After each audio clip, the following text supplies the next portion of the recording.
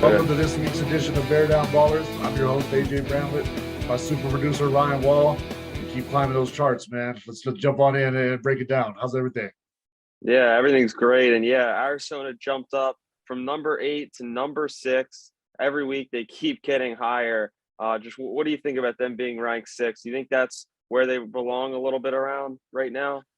To be honest, I think they should be ranked higher. I think they, one or two, in my opinion. A little biased, but they've handled business in every single game this year, and even with the last two games, Northern Colorado and then the previous game, they struggled a little bit early in the first half, which we talked about kind of on other pods about this time of year and how it's kind of can get going a little bit at the beginning of games just during the winter and into semester time. So I thought they had a little bit of trouble getting started, but in the second half, I mean, they just turned it on again, handled business, and did what they needed to do. Still playing the same kind of basketball, fast, sharing the ball, different guys, different nights, you know what I mean, carrying the load.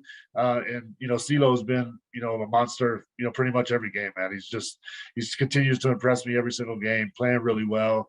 And, when you hear these guys talk, after the game, it doesn't matter who it is. I saw Umar talking, after the game, CeeLo, the theme is that these guys like each other, man.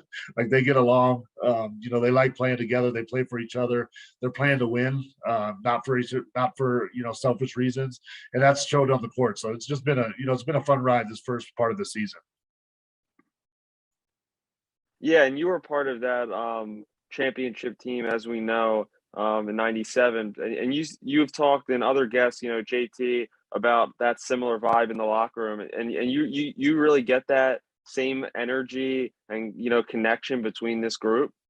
I do, that's what I've said kind of from the beginning when we first started, at the beginning of the season, was there's something special from a personality standpoint with these guys, and that they, Tommy Lloyd's really fostered a, family atmosphere there. Guys like each other, and you can see it on the court. I mean, you can tell when guys are, out for themselves or, worried about stats or, trying to get to the league or whatever it is. Like these guys don't do that. They just play hard. They play the right way. They give up, good shots for great shots. They play hard on defense. They run. They do all the little things too. So, yeah, man. I mean, it's just been a fun team to watch. I see a lot of similarities, and they've just been doing a heck of a job, man. It's been really good. Yeah, and you mentioned CeeLo a little bit, and Coloco's just been incredible. He in the last two games since we recorded, he had 18 rebounds, 8 blocks, picking up where he's been all season long. And I think it's safe to say that he is a legit superstar. We are 11 games in, a third of the season. I mean, do you really believe that he's a true star, not just at Arizona, but throughout the whole lens of college basketball?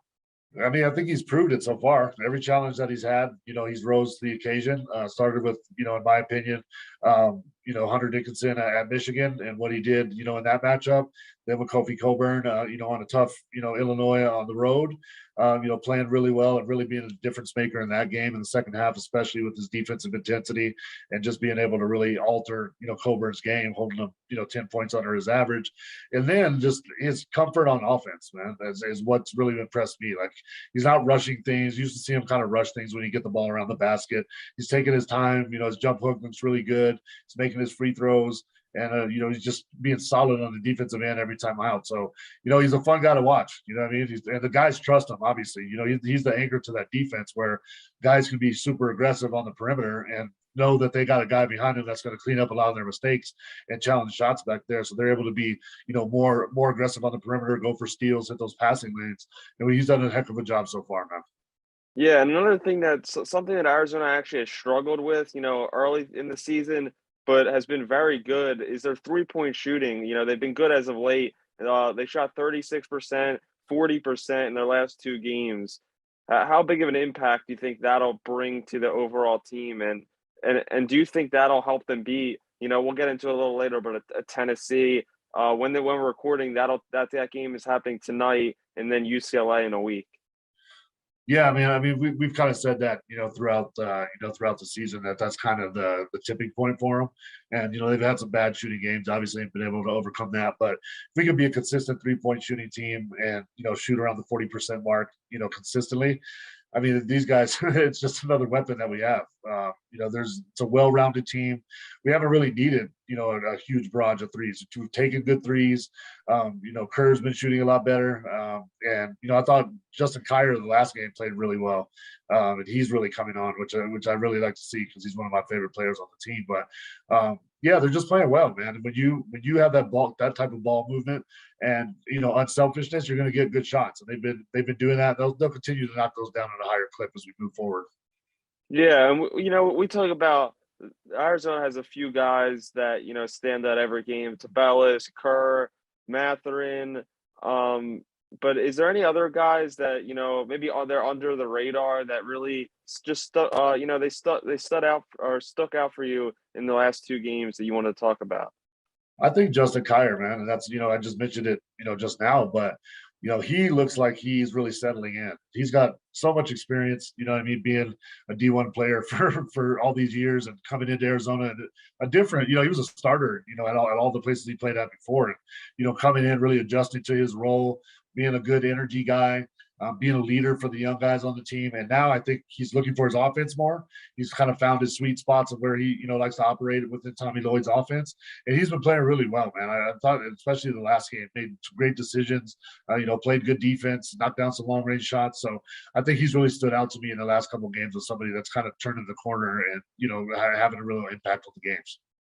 Yeah, he said before the season started that this is a new role. As you mentioned, it's his first time in a lot of years that he's coming off the bench. He accepted that role from the beginning, and his veteran presence off the bench has just been. I think it's been incredible. His defense really good, and now he's starting to find his groove on the offensive end, finding his own shots and the flow of the offense. I think he's really been incredible. Before we move on to the Tennessee game, AJ, is there anything else that caught your eye maybe in the last week or so? Arizona had two 24-point victories plus in the last week. Yeah, I thought, the slow starts a little bit, is what in the last two games. We haven't really seen that, up to this point in the season. And, like I said, I've been a part of, a bunch of teams and playing, at U of A during this time. And it just seems like there's something about, the winter break time that you go through a little roller coaster. And I thought that they, did that. And the teams were playing really well. I mean, both the teams came out, were hitting shots. They were obviously, when you play Arizona, you see that, AZ across the chest, you want to bring your best game. And both the teams did that. But we settled in, took care of business, did our thing. And, the guys just, that's the one thing, like they take care of business, man. And they continue to do that. Obviously it's going to get tougher here, obviously with the Tennessee game and, rolling into, more Pac-12 play. But just the basic, fundamentals of this team and the pillars of the team are solid. So, it's just been a fun ride to watch. Yeah, I remember you mentioned that when we were talking to Ajolis last week about how teams sometimes hit a little, slow spot here around December or Christmas time. But yeah, I wasn't getting overly nervous. They were down 12 points, I believe, this past game against Cal Baptist. But then they started hitting some shots. But at any point in that game, were you a little nervous that maybe they weren't going to be able to come back? I know it wasn't that big and it was early on, but Yeah, not really. I mean, the style of play that they play, it's kind of overwhelming, in the long run of the game. And, you have to play at that, type of level that Cal Baptist came out with in the first half. And so did Northern Colorado, but they both had to, play extremely. They're probably their best games of the season in those halves.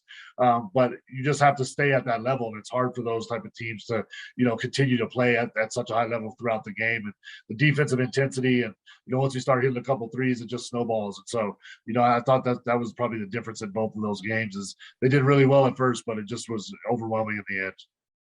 Yeah, well, AJ, when this episode comes out, Arizona is already in Knoxville to play the University of Tennessee tonight at 5 o'clock Mountain Time. And boy, is this a big game. It's number 6 now, Arizona, against number 18, Tennessee.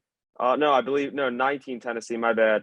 And this is a big matchup for Arizona. They come into the game as 2-point underdogs, even though they're ranked inside the top 10. I mean, what do you think is going to happen in this game? I mean, it's going to be a tough game, no doubt. I mean, we've been eyeballing this game for a couple of weeks and know that it's going to be a crazy atmosphere out there. But I think this is the kind of game that you need, for these guys to be ready to go from the jump street and from the tip ball. So, Tennessee is a really good team. They play hard. The atmosphere, as I said, is going to be raucous in there. Arizona's coming to town, and we're being an underdog is kind of surprising to me. Even though we're number 6 and a higher ranked team, we're still fighting for that respect, like we've kind of talked about, on the pod, and we'll keep going, man. We'll keep battling. I'm excited to watch it. This is the type of game you want to see. These are the type of matchups you want at this time of year, and it's going to be a good test for them. But I see them handling business tonight too. Yeah, I think if they get the job done, the national respect needs to be better, and they have to get more of it, frankly. AJ, Yeah. if they win this game by in a nice win, which I think they can, maybe a 10-point win or so, 5 to 10 points, they have to be inside the top 3, right? Next week. Absolutely. And, we've kind of talked that we think they should be there now, but the road wins, especially on a national TV and a national, standpoint, when East Coast riders and, everybody can see really what we're bringing to the table, that's a big impact. And it happened with Illinois. And if they can get this one tonight, that's going to be a huge confidence boost, going into the break. And it'll just be a great victory for them on the road, especially going into tournament time when we get to the spring too. Yeah, there's no excuse for people on the East Coast not to watch Arizona. This game's at 7 o'clock Eastern time. And the last game against Illinois, that was a national TV game on Fox during the day. So there's no excuses. Everyone needs to tune into Arizona right now. It's the time. But getting to the game a little bit more, Tennessee has really good. They have a bunch of good shooters. They have 4 guys shooting it 37 or higher. They're led by star freshman Kennedy Chandler, 5-star guard. He's really good, 15 points a game. So how do you think Arizona matches up with them? Well, I think the way we've struggled, this season, and like even at the Cal Baptist game, we've struggled defending the 3-point line, especially in the Illinois game. I mean, they hit 16 threes in that game. A lot of them were contested and tough shots, but that's one thing that we need to tighten up, especially on the road. You don't want teams to get off to a hot start hitting threes at the beginning of the game. If that happens, it's going to be a tough thing to overcome for them. But I'm sure that Coach Lloyd is talking to his guys about running them off the 3-point line and being really aggressive and challenging shots and getting hands up. That's one thing that is impressive about this team is their second, third, fourth effort all the time. And guys, really try to challenge shots. Obviously, we have breakdowns of defense here and there, but they really do need to do a good job of running guys off the 3-point line in this Tennessee game for them to be successful. Though I think that's going to be the game changer in this one.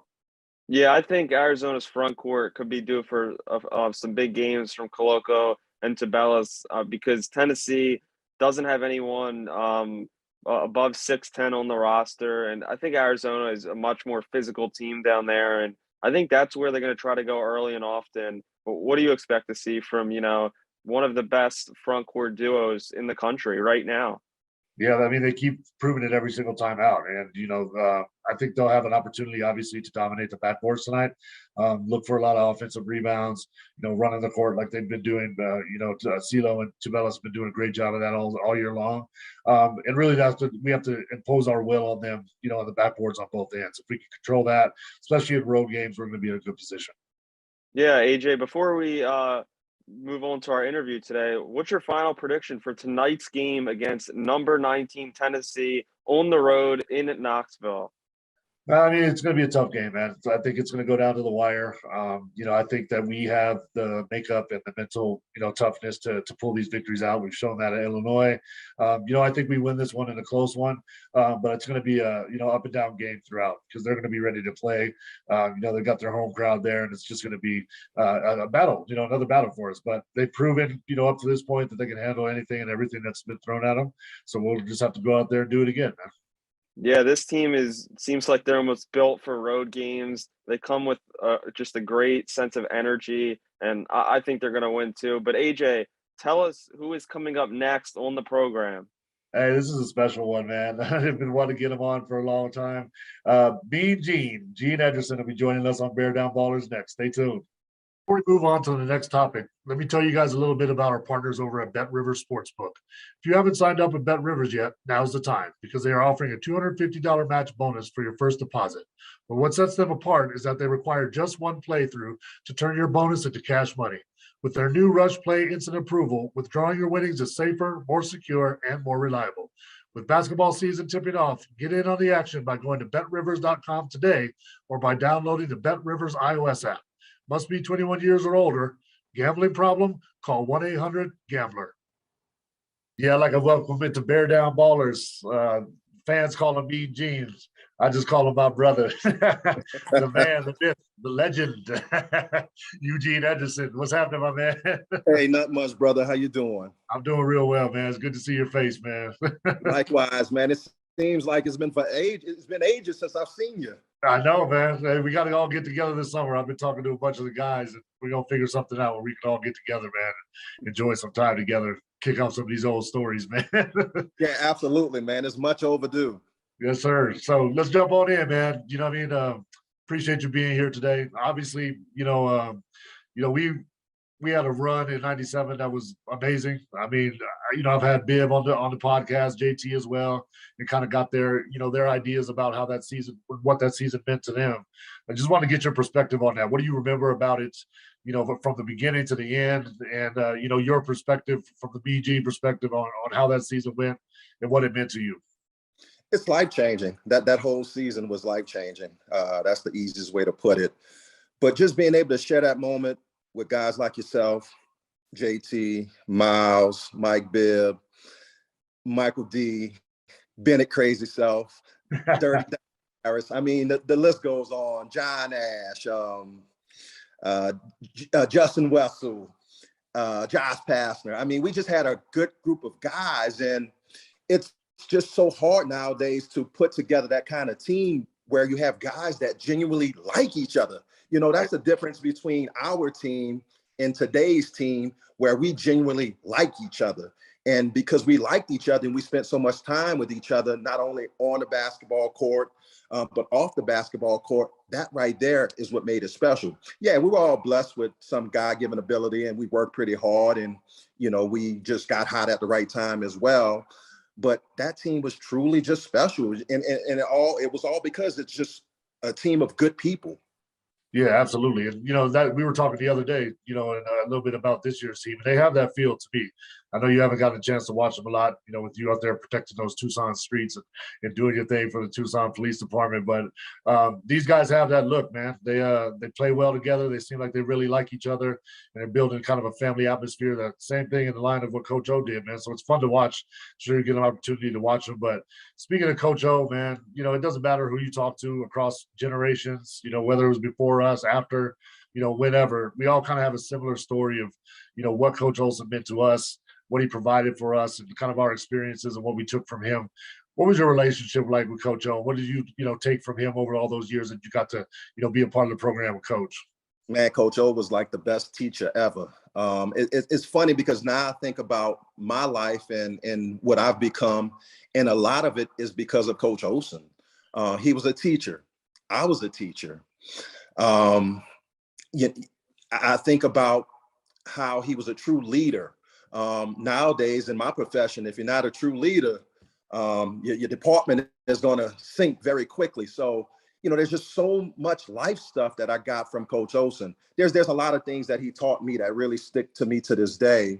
And I use it in my daily life, and I also share it with others because it makes no sense for me to just hold all this knowledge and keep it to myself. So I always impart this knowledge to others because I got it and it helped me to become successful. But something as simple as doing your job. That's one thing that Coach Olsen always stressed. Hey, do your job. I knew what my job was. My job was to go up in there and lock somebody up, play great defense, get every rebound, set good screens, just make the most of the time that he allowed me to be out there on the court. And I took every second and maximized it. And I wish that more people would do the same. I mean, sometimes when I do watch basketball, and I don't watch a lot of basketball nowadays, but when I do watch basketball, I'm like, hey, man, that guy's really talented, but he does not maximize his minutes out there on the court. Imagine if he did that, how much better he would be. So stuff like that is what really sinks in. Also, another thing that Coach Olsen stressed, he said something that I'm probably paraphrasing it. I'm probably not quoting him directly, but he said something like this, that surround yourself with good people, because good people do the right thing. When you surround yourself around bad people, they do bad things, and you don't want that.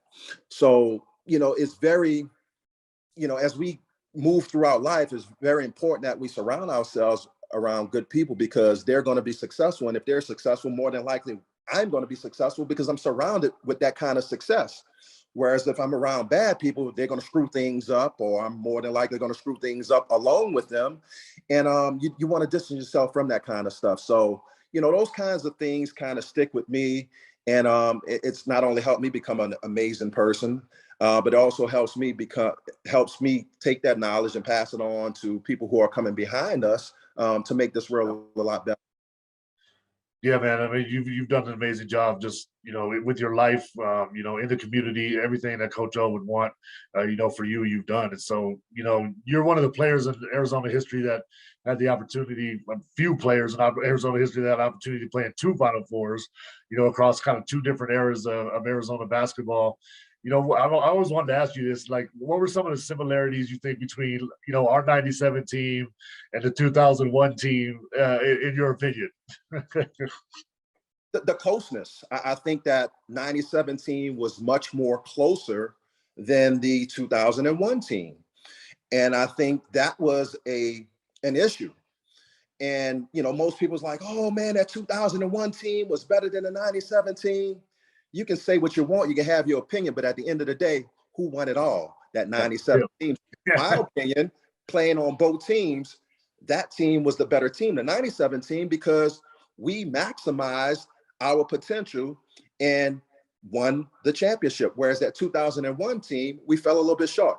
Sure, it was great to be able to go to 2 Final Fours or 2 championship games. And, I have the great distinguishing honor of being the only person in U of A history to do that. But, playing on both teams, by far that 97 team, to me, will always be the best team because we won it all. And the only problem that I had with that 2001 team, it's not a problem, but we just wasn't close. We didn't have that togetherness, that bond. Sure, we had some real good players on that team. Yeah. We had some killers. We had Gilbert Arenas. We had Luke Walton. We had Lauren Woods, Mike Wright, Jason Gardner. I mean, we had some players on that team, but at the end of the day, the better team was the 97 team. I'll go to war with that team any day. Yes, sir. You know that. You'll be my first pick. Any kind of war I'm going into, brother. Hey, what was your favorite memory of our overseas trip to Australia? Oh, man. One thing about that Australian tour, I didn't realize how good, I believe his name was Andrew Gaze. Yeah, yep, Andrew Gaze, yep. He was pretty good, man. Yeah. And at the time, he was getting a little older or whatever, but he still could play. He could shoot that rock. I mean, he was just a great basketball player. And just, not only being able to be part of that kind of historical moment, because, I mean, he was like their Michael Jordan over there, right? Over in Australia, and be able to play against him. But just being exposed to a different culture, a different lifestyle, compared to how it is here in the U.S. For example, I had no idea it was going to be winter when we got over there, because it was winter there and it was summer here, I believe, or vice versa. That's right. The weather was totally different than what it was here in the States at that time. But once again, going to Ayers Rock. I know what really stood out was when we were in the darn Great Barrier Reef and you guys were throwing food into the water, and the fish we were all up in the Great Barrier Reef, and I was swimming or trying to scuba dive or whatever the case, snorkel, and it had a big old fish, and you guys were throwing food by me while the fish were trying to eat the food. I'm like, man, I got to get up out of this water and get back on this boat because one of these fish is going to eat me, man. No. But that was probably one of the more everlasting memories of that trip. You guys torturing me while I was in the water trying to swim with the fish in the Great Barrier Reef, not knowing that, hey, they were hungry and I could have been dinner just as well as those crumbs that you guys were throwing in the water with them. That's exactly the story I was looking for. So thank you for this. Thank you for that. Man, I was terrified. I mean, to I this remember day, you were bad too. You were bad too. to this day, no matter whether I go to Hawaii, Florida, whenever I get in the water, I'm always hesitant because of you guys, man, torturing me like that. But I love the water. My bad, man. My bad. It's okay. Hey, so let's talk about kind of your journey, man. You know, because I mean, a lot of people know, you know, obviously you played Arizona, and, you know, did amazing things there. You had an opportunity to play for the Globetrotters and do a lot of, you know, traveling with the Globetrotters, who's one of the most historical, you know, basketball organizations, you know, in history. You know, how was that experience for you and being a Globetrotter? Did you enjoy that? What were some of the studies that you took away from that time? Yeah, so I did that for about 6 years, man. I had a really good life experience doing that. You know, sometimes I think, hey, should I've gone overseas and played ball full time? But I think the Globetrotter experience really was a life-changing experience for me as well. And I say that because I got a chance to see the world, to see how different people are outside of the US. Again, you know, there's things that people don't value out of this country that we value here in the country. For example, materialistic stuff. You know, here in the United States, people are about, you know, wearing this brand and driving this kind of car, whereas overseas or outside the United States, it's more about quality of life. It's about enjoying your family. It's about, you know, not working all the time. It's about living life and just, you know, we're all on this earth for X amount of time, right? We're all going to have an expiration date, but those people live. And, you know, having that kind of experience, I've kind of adopted this model that I live by to this day. And it's basically one life, live it. That's my motto, one life, live it. And I think a lot of that has to do with my New Orleans background too. You know, Yeah. I mean, there in New Orleans, we live life, you know, we do what we want when we want. We have a song, do what you wanna. And that's what we do. We do what you wanna, when you wanna, whether it's on a corner in your house, doesn't matter. You just get it. You do what you're gonna do because you may not have that opportunity to do it again tomorrow. You know what I'm saying? So one life, live it. Don't wait till tomorrow to do something that you can do today. But to go back to what I originally was saying, I love the Globetrotter experience. At the end of the day, I'm a basketball player. I'm a competitive basketball player. And that I didn't get that with the Globetrotters. And doing the stage stuff night after night after night, it gets boring. Yeah. It really does. So I'm glad eventually they took me from the playing court to being the ambassador of the team. So I would basically get into the cities or the countries a week or two before the team got there. And I would do all the PR stuff on behalf of the team, all the radio interviews, school visits, hospital visits, all the community service and community relation stuff is what I did. And I really enjoyed that because that really showed me that, hey, there's more to life than basketball. There's some life skills now that I can learn or develop and use that to continue my journey throughout life. But I played with some good guys. I worked with some good guys, some good people. But at the end of the day, Eugene Edgerson is a competitive basketball player. And that kind of took my joy away from basketball. And because of that, now I really don't play basketball or watch basketball a lot because it kind of zapped me with all the traveling and just doing the same mundane stuff day after day after day. And it's okay, you know, but like I said, at the end of the day, I traveled the world. I traveled to about 30 countries outside the United States. Most of those countries I went to twice. Saw a lot, learned a lot, did a lot.